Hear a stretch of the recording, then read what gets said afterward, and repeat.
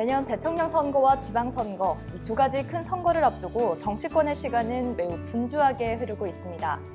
그런데 정치인들을 위한 정치가 아닌 내 삶을 바꾸는 정치가 돼야 할 텐데요. 우리 지역 정치인들은 그동안 어떤 행보를 걸어왔을까요? 전북톡 이 사람에서는 지역을 바꾸는 정치, 또 주민을 위한 정치의 중요성을 짚어보려고 합니다. 오늘 먼저 함께할 분입니다. 더불어민주당 김윤덕 국회의원 모셨습니다. 반갑습니다. 예, 안녕하세요. 예, 안녕하세요. 전주시 갑 국회의원 김윤덕입니다.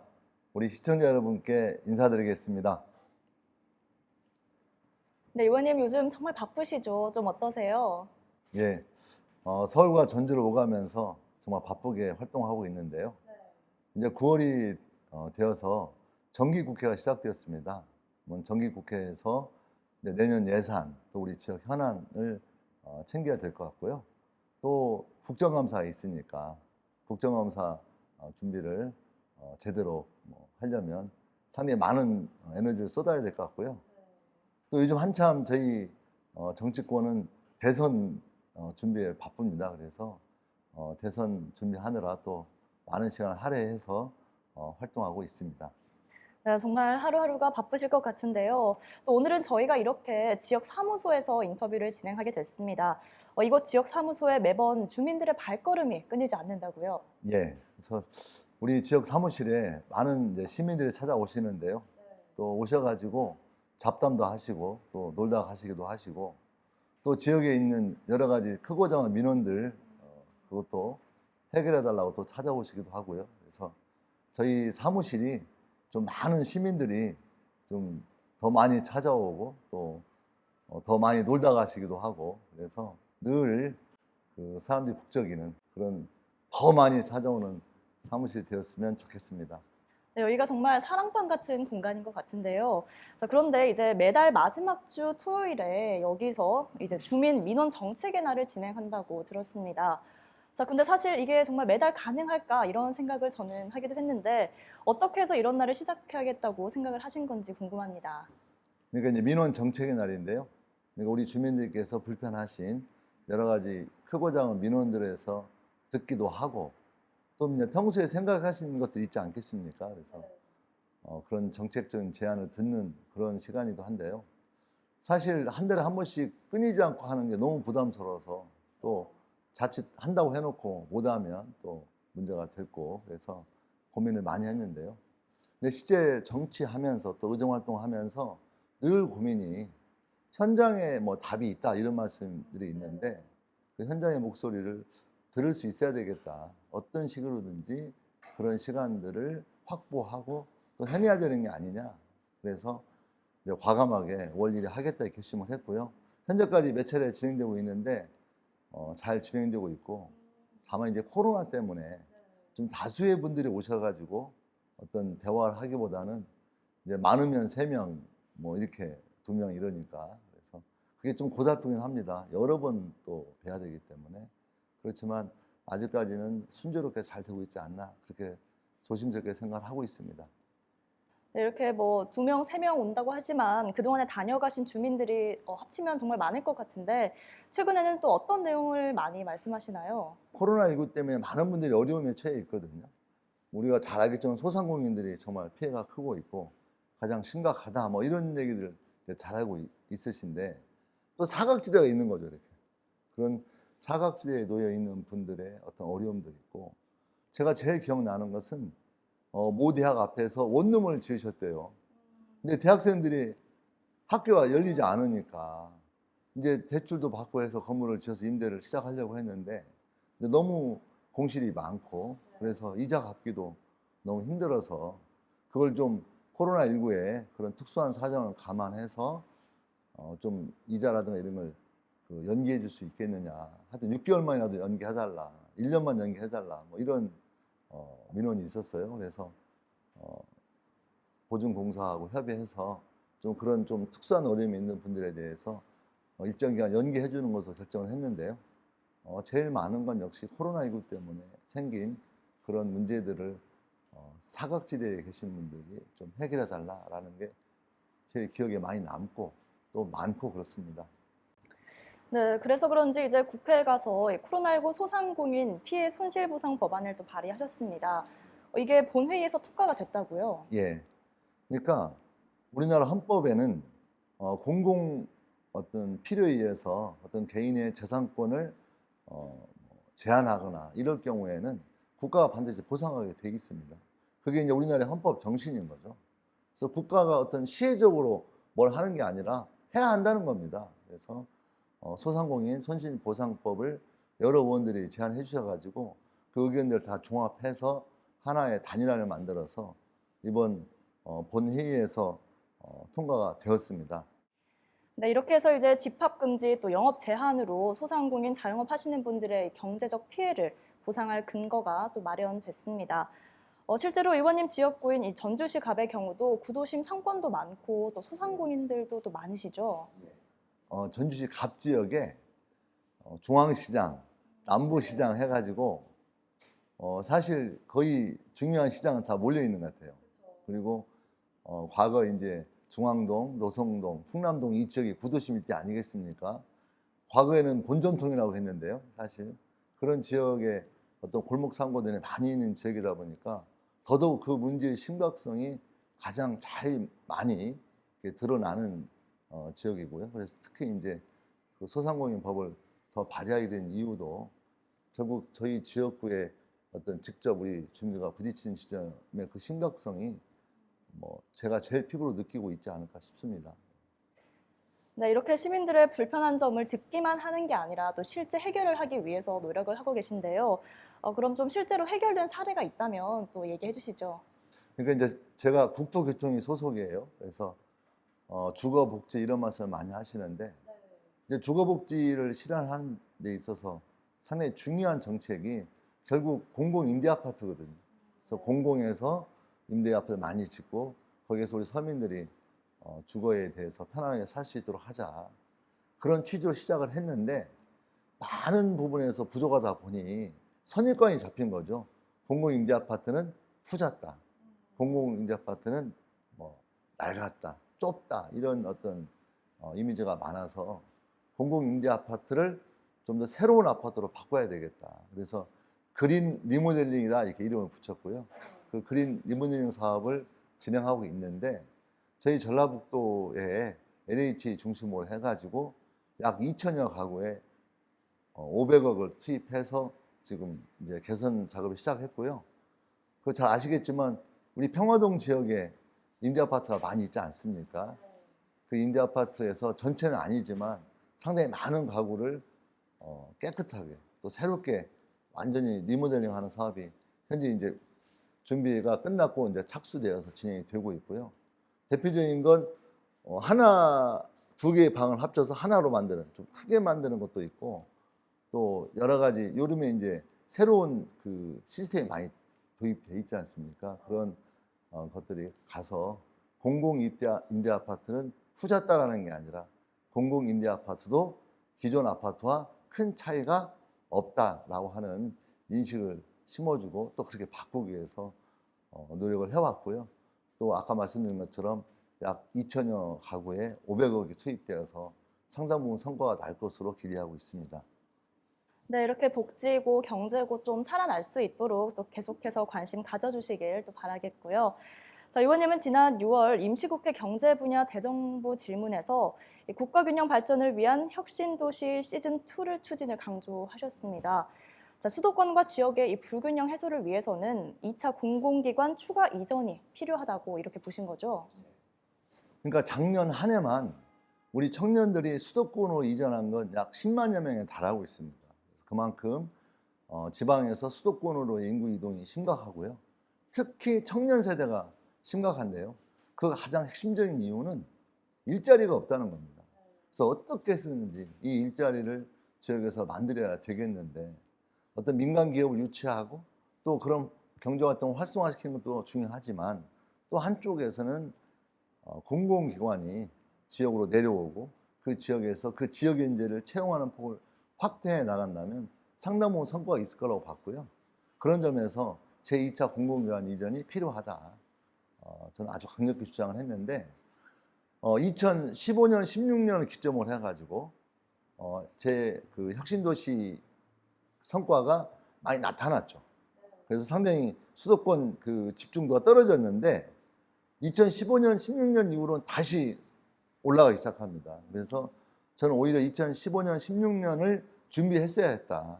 그래서 제2차 공공연 이전을 통해서 그런 후과들을 막기 위한 노력을 했었어야 되는데 오히려 늦은 감이 있다고 저는 질타했고요. 제2차 공공연 이전을 통해서 제1차 공공연 이전의 성과를 좀 더 계승하고 더 공고히 할 수 있도록 반드시 추진되어야 되는 게 아닌가 그렇게 생각하고 있습니다. 네, 그럼 최근에는 좀 어떤 상황인가요?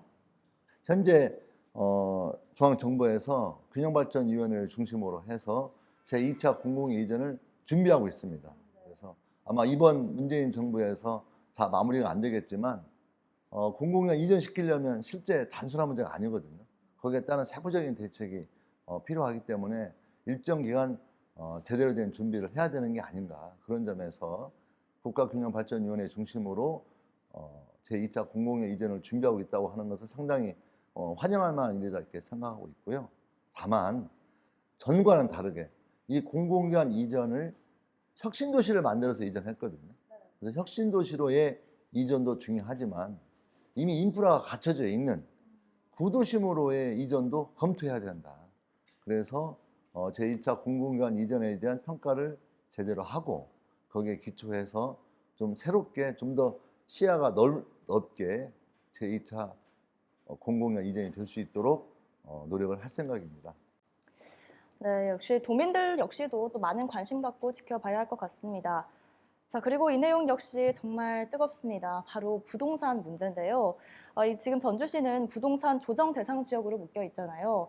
그런데 의원님이 이제 지역의 현실을 감안해서는 읍면동으로 세분화해야 한다 이런 주장을 하셨습니다. 어떻게 해서 이런 주장을 하시게 된 건가요? 그러니까 그 부동산 문제를 잡기 위한 여러 가지 방책 중에 하나입니다. 그래서 이렇게 투자를 제한하고 내지는 뭔가 이렇게 투기 수요를 막을 수 있는 그러한 어떤 그 제한을 두는 건데요. 이게 이제 그 제한을 일부 두다 보니 소위 풍선 효과, 여기를 막으니까 여기가 또 그 투기가 조성되는 그런 풍선 효과가 존재하면서 수도권 중심으로 해서 거의 전 지역을 다 제한적으로 묶었거든요.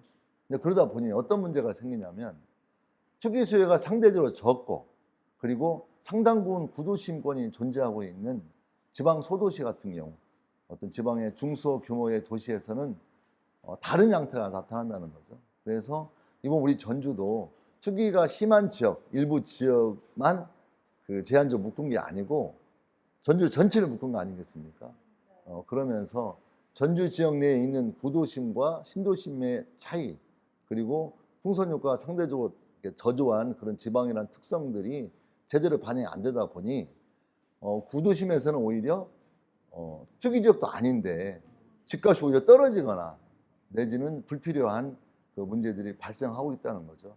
그래서 이 제한적 묶을 때에는 전주면 전주 이렇게 통으로 묶는 방식이 아니고 그 투기 지역의 어떤 투기를 막기 위한 좀 핀셋 형식의 읍면동 지역으로 세부화시켜서 묶어야만 여러 가지 후과가 포함된 그런 조정 지역 방식이 아니라 각 지역의 특성을 또 그 현실을 잘 발휘할 수 있는 게 아니냐. 그래서 투기 제한 지역을 묶을 때에 읍면동 단위로 해줘야만 그런 실효성이 있다고 생각해서 그 문제에 아주 강력히 주장하고 있고요. 현재는 여러 가지 벽에 부딪혀서 정말 뜻대로 되지 않고 있고 또 우리 전주 지역 아직도 전체가 다 제한적으로 묶여 있기 때문에 우리 구도심 지역 분들에게 정말 면목이 너무 없고요. 어쨌든 정말 지속적으로 노력해서 하루빨리 해결될 수 있도록 최선을 다하겠습니다. 네, 방금 말씀하신 이제 부작용들에 대해서도 정말 계속해서 생각을 해봐야 될 것 같습니다. 그런데 사실 정말 집값 이거 어떻게 잡을 수 있을까 싶은데 의원님은 무엇부터 바로 잡아야 한다고 보시나요? 저는 여러 가지 대책이 종합적으로 이루어져야 한다고 생각합니다. 그래서 이거 하나만 해야 된다, 저거 하나만 해야 된다라는 방식이 아니고 상당 부분 어떤 공급 대책이면 공급 대책, 또 조세 정책이면 또 조세 정책, 아니면 그 금융 정책이면 금융 정책 이런 각각의 영역에서 좀 더 신중하게 부동산 대책에 대해서 여러 번 발표를 했지 않습니까? 그래서 땜질식 대책이 아니라 좀 더 시간이 걸리더라도 저는 종합적인 대책이 필요하다고 생각되어지는데요.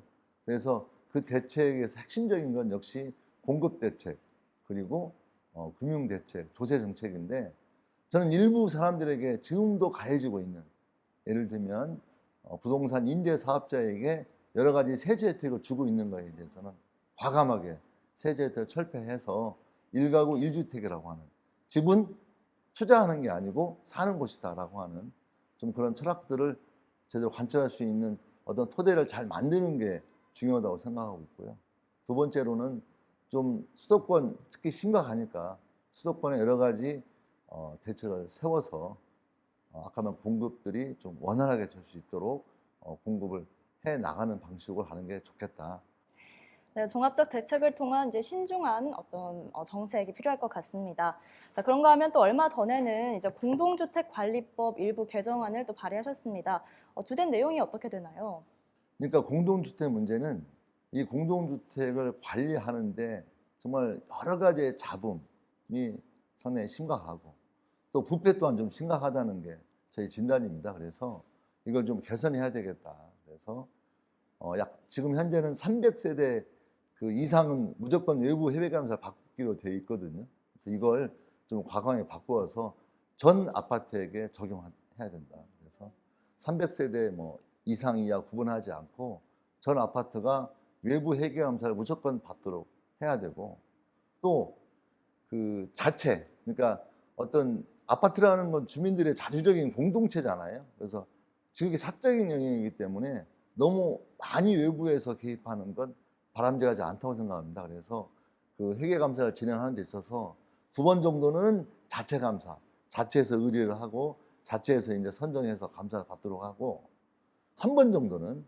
외부에서 구청이라든가 또 자치단체에서 선정된 외부 감사를 의무적으로 받게 해서 사적 자치가 크게 훼손되지 않으면서도 외부에서 감사한다고 하는 상당히 무서운 잣대를 가지고 진행함으로써 그동안 있어왔던 공동주택 운영에 있어서 그 잡음이라든가 어떤 부패에 관한 문제를 좀 근절시키는데 그 목적을 두고 발의를 하게 됐습니다. 네, 그럼 이제 이번에는 조금 더 범위를 넓혀보겠습니다. 지금 국회국토교통위원회에 소속돼 있으신데요.